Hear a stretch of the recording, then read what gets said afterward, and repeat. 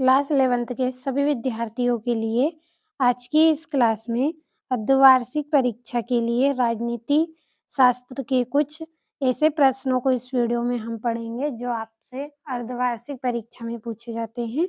बहुत ही important question में answer सहित आपको बताऊंगी, तो पूरा वीडियो लास्ट तक देखें। चलिए बिना किसी देरी के शुरू करते हैं हमारा पहला प्रश्न। तो ये आपका पहला प्रश्न है, सही विकल्प चुनिए। पहला है, भारतीय संविधान सभा द्वारा संविधान को किस दिन स्वीकृति प्रदान की गई? तो इसका आंसर आएगा 26 नवंबर 1949।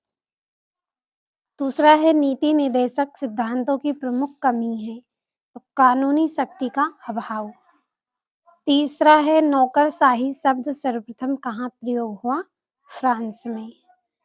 चौथा है, लोकसभा द्वारा पारित किसी धन विधेयक को राज्यसभा कितने दिन रोक सकती है?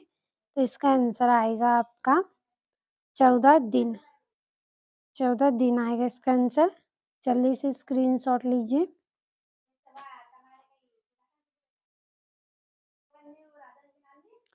अब ये आपका पांचवा है, भारत का उच्चतम न्यायालय स्थल है? तो कौन सा है? दिल्ली में। छठा है, नगर निगम की संरचना में सम्मिलित होने वाली इकाई? तो इसका आंसर आएगा आपका उपरोक्त सभी। ये 2 नंबर वाला आंसर इसका आपका सही रहेगा। अगला जो प्रश्न है आपका, उसमें आपको रिक्त स्थानों की पूर्ति करनी है। तो ये आपका पहला रिक्त स्थान, भारतीय संविधान के निर्माण में रुपए 1.5 व्यय हुए हैं? तो कितने हुए हैं? 63,96,729। तो हम यहाँ पे लिख लेंगे 63 लाख, ये आपका 96,729 रुपये। दूसरा है, भारत में स्वतंत्र एवं निष्पक्ष चुनाव कराने का उत्तरदायी देश का है? तो किसका है? निर्वाचन का।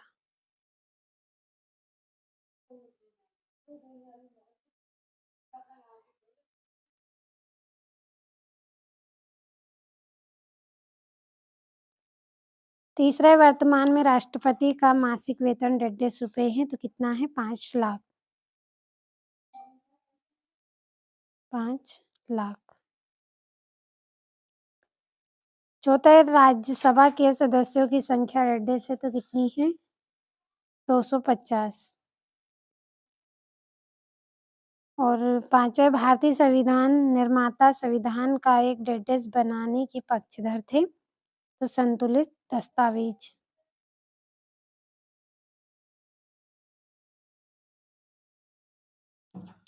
संतुलित, और क्या आएगा इसका? दस्तावेज। तो मैं यहाँ पे लिख रही हूँ दस्तावेज। तो अगर लिखा हुआ समझ में ना आए तो बोल रही हूँ, नोट कर लीजिए, संतुलित दस्तावेज। छठा है, प्लेटो का प्रमुख ग्रंथ है? तो क्या है? रिपब्लिक। रिपब्लिक। ये आपके रिक्त स्थान हो गए हैं। अब अगला प्रश्न है जिसमें जोड़ियां बनानी है आपको। तो पहली जोड़ी रहेगी आपकी, महात्मा गांधी द्वारा संविधान सभा की मांग कब की गई? 1922 को की गई थी। ये आपकी पहली जोड़ी। दूसरी है, अनिवार्य नौकरशाही, इसकी जोड़ी रहेगी वेबर, डिमार्क तथा रॉबसन। तीसरी है, संघी सूची, तो इसका आंसर आएगा आपका 97 विषय।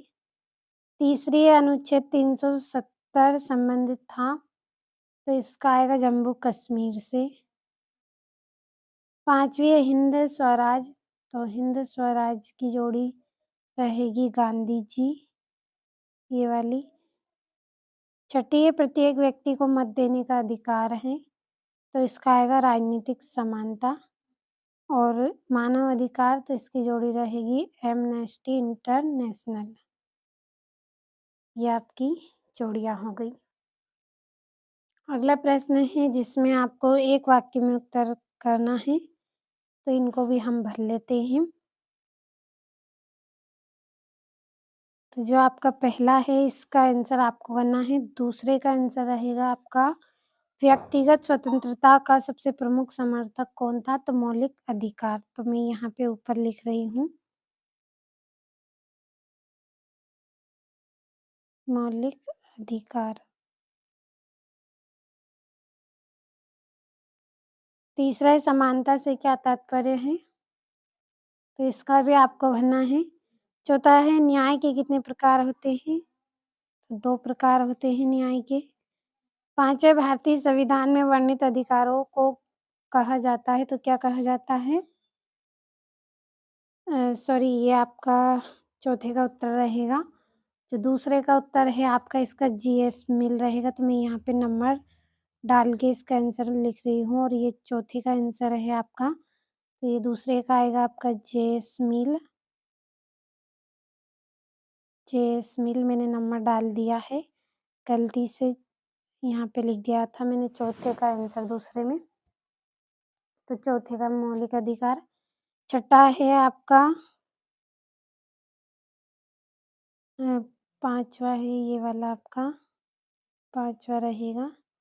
छठे का आंसर रहेगा आपका एक देश में भ्रमण हेतु आया हुआ अन्य देश का नागरिक क्या कहलाता है? तो क्या कहलाता है? विदेशी।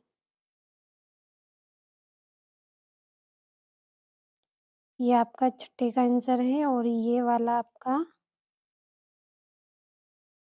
5वें का आंसर रहेगा, ये वाला 5वें का। 7वां नेटस शब्द का क्या अर्थ है? पैदा हुआ। पैदा हुआ। अब अगला जो प्रश्न है इसमें सत्य असत्य का चयन आपको करना है।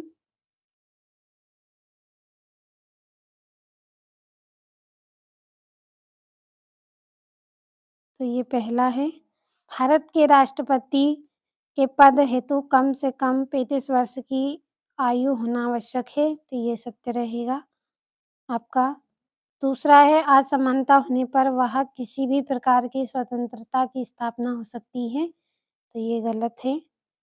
तीसरा है 42वें संवैधानिक संशोधन द्वारा भारतीय संविधान में कर्तव्यों की व्यवस्था की गई है, तो ये आपका गलत रहेगा।